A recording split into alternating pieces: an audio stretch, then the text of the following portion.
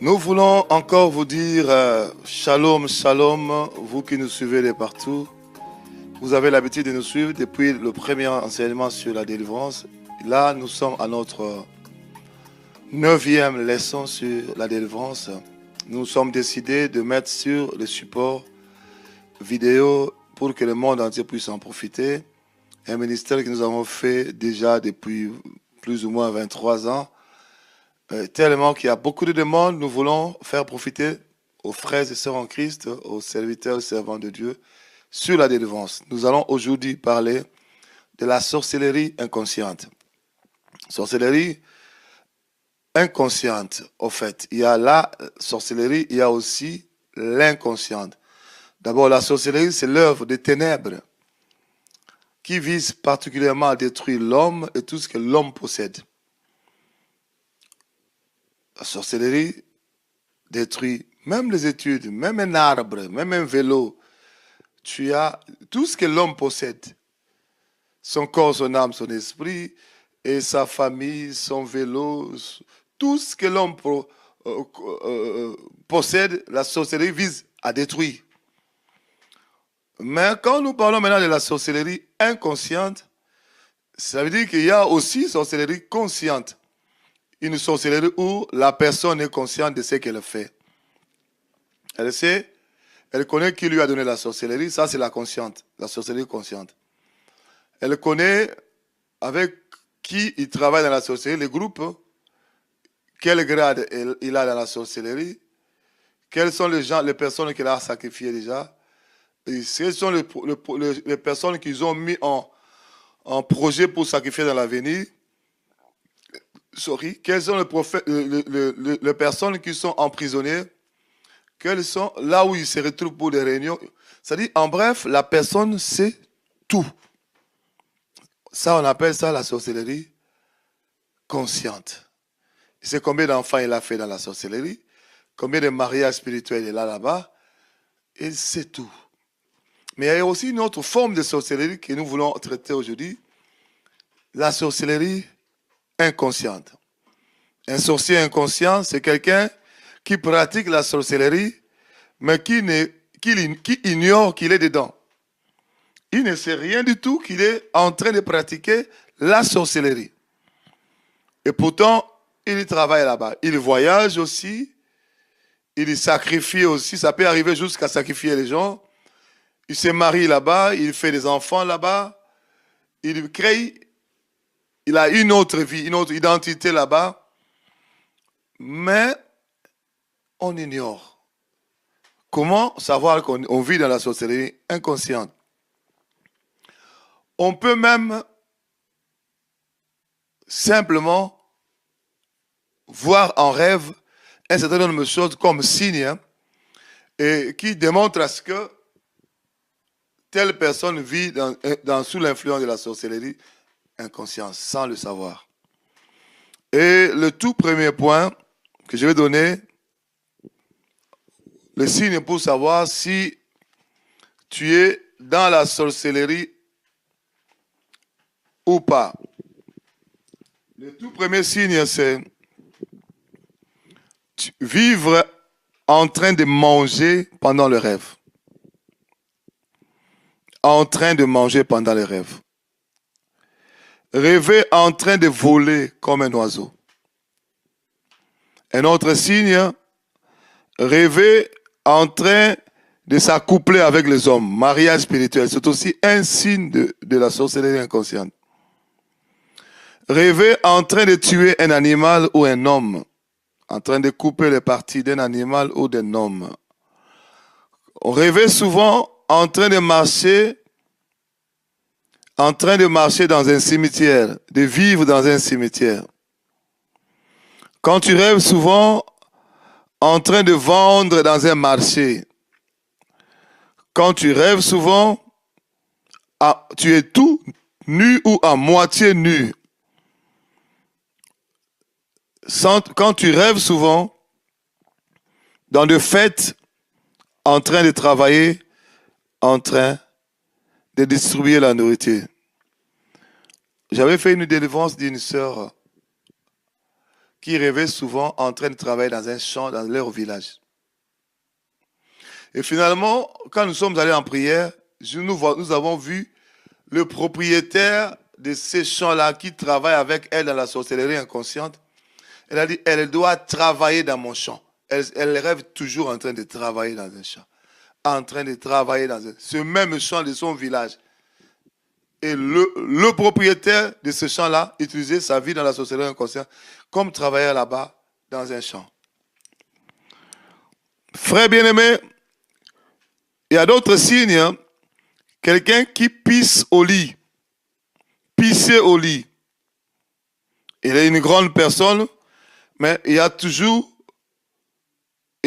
Elle pisse toujours au lit. Ça peut venir régulièrement ou ça peut venir sporadiquement, mais à l'âge que tu as, tu ne peux plus pisser au lit. C'est un signe aussi de la sorcellerie inconsciente. Des crises d'épilepsie ou des crises semblables. Il y a aussi, c'est ça aussi des signes de la sorcellerie inconsciente. Crise d'épilepsie ou des crises semblables. Absence de rêve. Tu ne rêves rien du tout. Tu dors jusqu'au matin, tu ne rêves rien. Non, moi je ne rêve jamais, je ne rêve de rêve. Ce n'est pas normal. On bloque tes rêves parce que quand on te donne à rêver, tu peux commencer à voir ce qu'ils font sur toi et puis tu vas continuer à chercher le Seigneur pour ta délivrance. Puisque tu ne vois rien, tu penses être bien, en réalité, tu es en train de travailler là-bas dans la sorcellerie. L'absence de rêve. Et il y a aussi un signe, le somnambulisme. Il y a des gens qui dorment la nuit et qui se réveillent et qui commencent à marcher. Ils prennent l'ampoule, mais les yeux fermés. Ils ouvrent la maison, ils vont à la cuisine, ils montent comme ça, ils vont toucher l'ampoule et puis il revient, il s'endort. Le somnambulisme. C'est aussi un signe que l'esprit de cette personne-là est utilisé dans la sorcellerie inconsciente. Il y a aussi ce qu'on appelle, non pas seulement le somnambulisme, parler la nuit. Il y a des gens qui parlent beaucoup, parlent.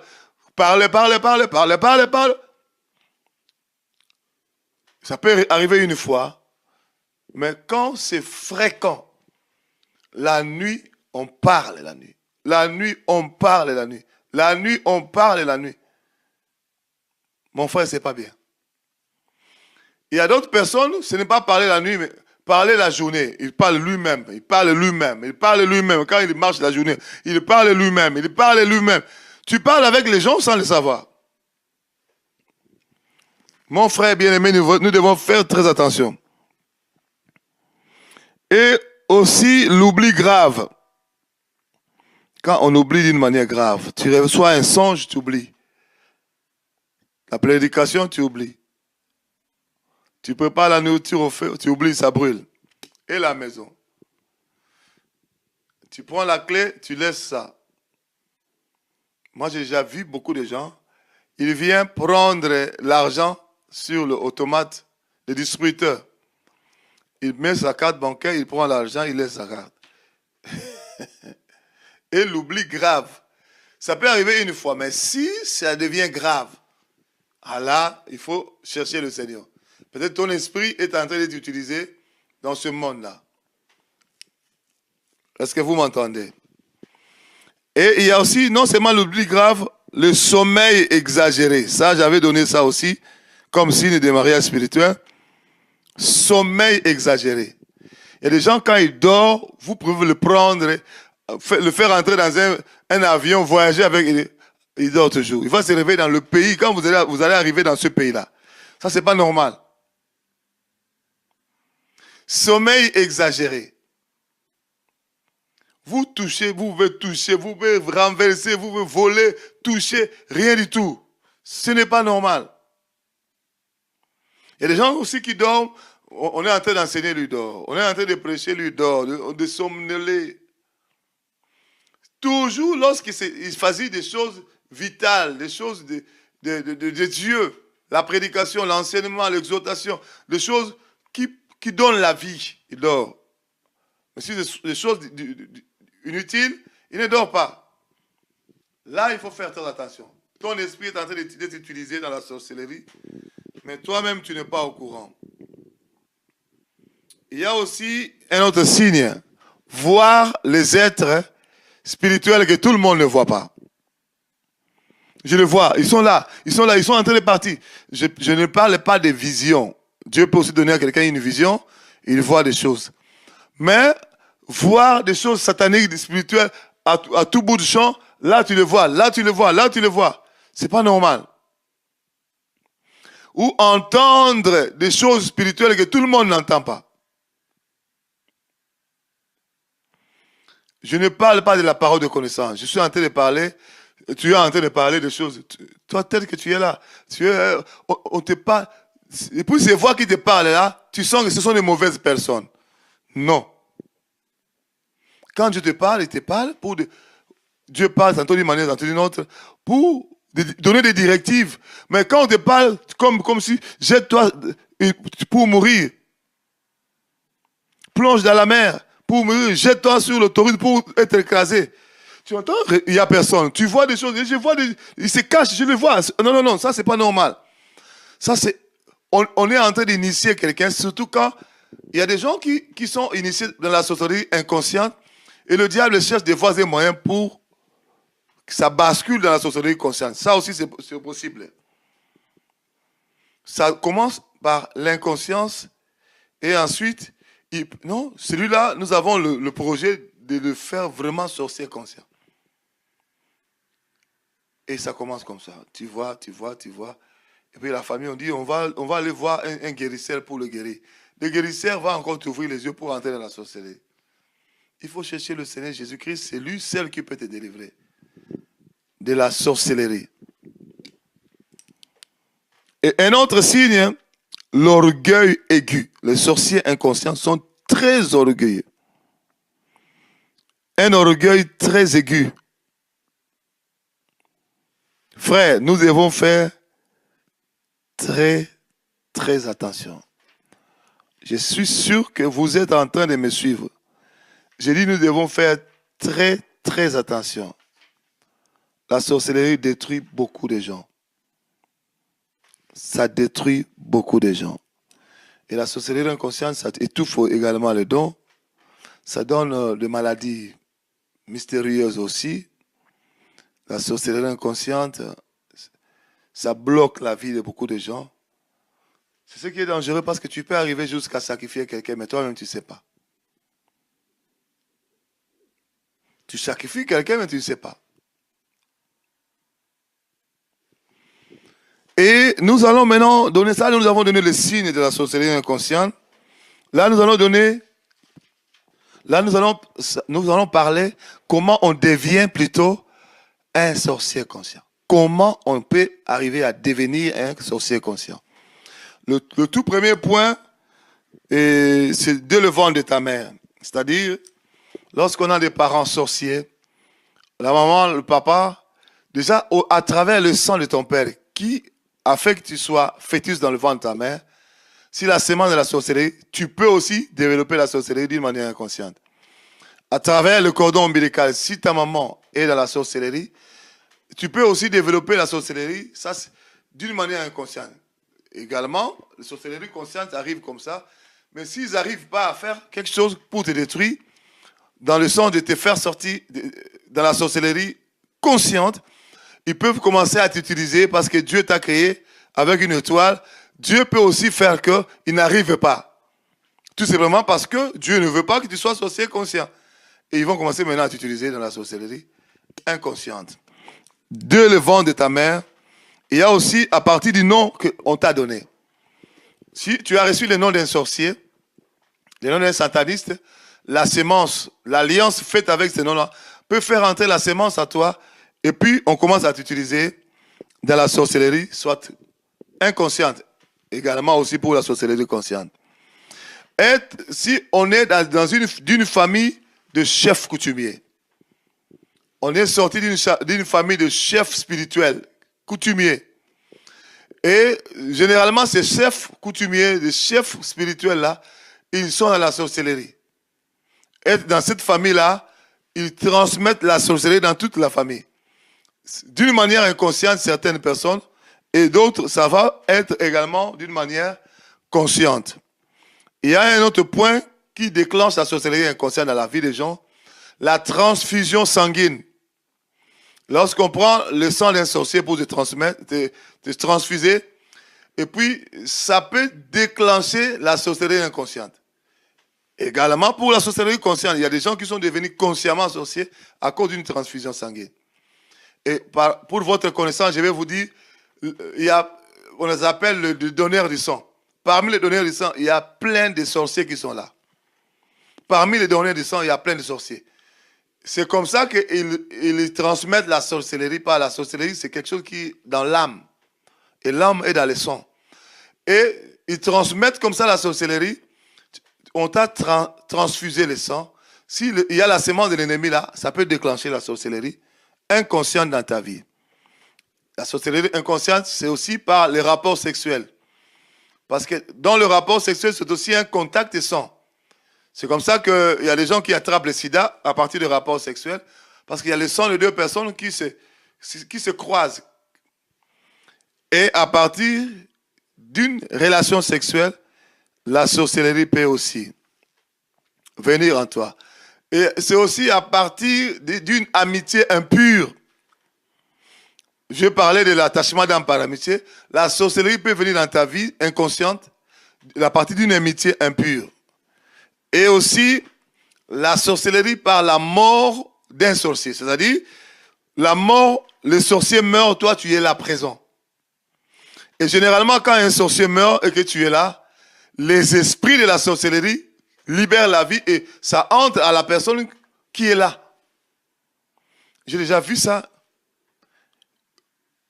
La prière et les démons commencent à se manifester. Nous sommes entrés pour l'utiliser dans la sorcellerie. Mais la sœur en Christ, je vous parle d'une sœur en Christ. Et le jour de la mort de sa grand-mère, c'est elle qui était là, qui soignait la grand-mère. Et les esprits de la sorcellerie. Elle a commencé à travailler dans la sorcellerie. Si je vous donne le témoignage de cette sœur, vous allez pleurer. Je vous dis la vérité. Elle avait une écriture. Quand vous voyez son écriture, l'école, toute l'école s'est moquée d'elle. Alors les esprits de la sorcellerie là, c'était un démon qui écrivait pour elle.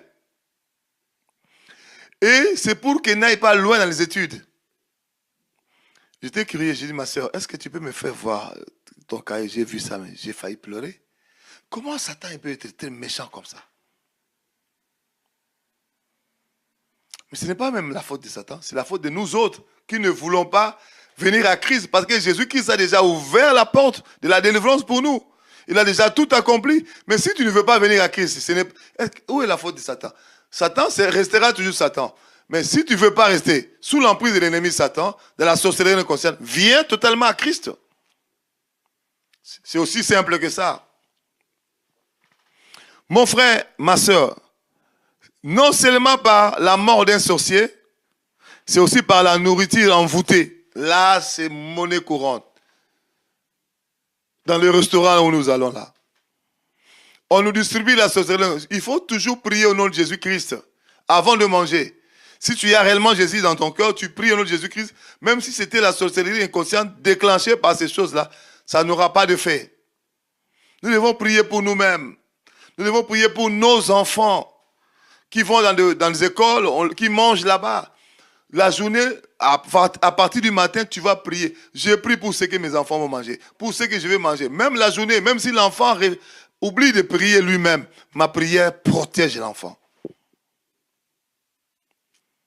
Nous devons prier sans cesse. Le monde est déjà pourri. Par la nourriture envoûtée, tu peux basculer dans la sorcellerie inconsciente. Il y a aussi la sorcellerie inconsciente par la haine. 1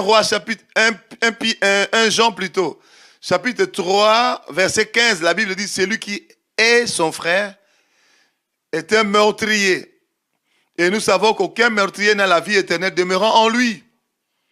Tu respires la haine, c'est la sorcellerie. Tu remarqueras quand tu as la haine contre quelqu'un, tu ne vas pas souhaiter des bonnes choses. Tu vas commencer à penser les mauvaises choses arriver. Et tu ne sais pas, à ce moment-là, c'est un démon de la sorcellerie qui entre en toi, qui commence à émettre des mauvaises pensées, les mauvaises paroles aussi. Et les démons-là vont maintenant avoir un travail. Toutes mauvaises paroles que tu lances, ils auront la mission d'aller accomplir cette parole-là. J'ai déjà vu une sœur en Christ qui a tué beaucoup de gens par ces mauvaises paroles, les gens qu'elle avait haïs. Frère bien-aimé, la haine, c'est la semence de l'ennemi. Nous devons nous repentir, abandonner la sorcellerie inconsciente et revenir à Christ. Il y a aussi des gens qui, non seulement reçoivent la sorcellerie par les rapports sexuels, mais qui communiquent la sorcellerie par les rapports sexuels. Ils sont devenus instruments du diable. Ils sont eux-mêmes sorciers. Et ils communiquent à ça aussi par le sexe. Frères bien-aimés, le Seigneur nous aime. Je vous dis, le Seigneur nous aime. La sorcellerie inconsciente peut venir dans ta vie aussi par des cadeaux empoisonnés. On te fait un cadeau. Un cadeau empoisonné. Et tu entres dans la sorcellerie. Quand je parle de cadeau empoisonné, j'ai déjà vu quelqu'un entrer dans la sorcellerie à cause du fait qu'elle est allée acheter de bijoux dans la brocante. À partir d'un habit, d'un bijou ou de quelque chose que tu as acheté dans la brocante, si c'était travaillé comme ça, tu peux aussi entrer dans la sorcellerie. Voilà pourquoi que Dieu nous fasse grâce. Nous devons prier pour les bijoux. Pour nous, les chrétiens, nous ne pouvons même pas acheter parce que la Bible interdit ça. Quand tu es dedans, tu es dans un territoire de l'ennemi, tu te feras toi-même du mal. Et la solution de la sorcellerie inconsciente, tu dois te repentir. Tu as peut-être déjà sacrifié les gens. Tu rêves en train de tuer. Tu rêves en train de... En réalité, tu sacrifies les gens sans le savoir. Mais Dieu ne te dit pas de ressusciter les gens que tu as tués dans la sorcellerie inconsciente. Tu as donné dans la sorcellerie. Mais il te recommande la repentance. Répands-toi. Renonce à ça. Et que la délivrance vienne intervenir. Que Jésus-Christ te délivre. Et la confusion ne sera plus ton partage. Frère bien-aimé, je pense que nous devons arrêter là. Tu peux nous écrire si ce que nous sommes en train de dire te concerne. Tu te retrouves dans le message. Écris-nous. Fais-nous signe. Parle-nous. Appelle-nous. Nous avons des équipes pour t'aider dans la délivrance.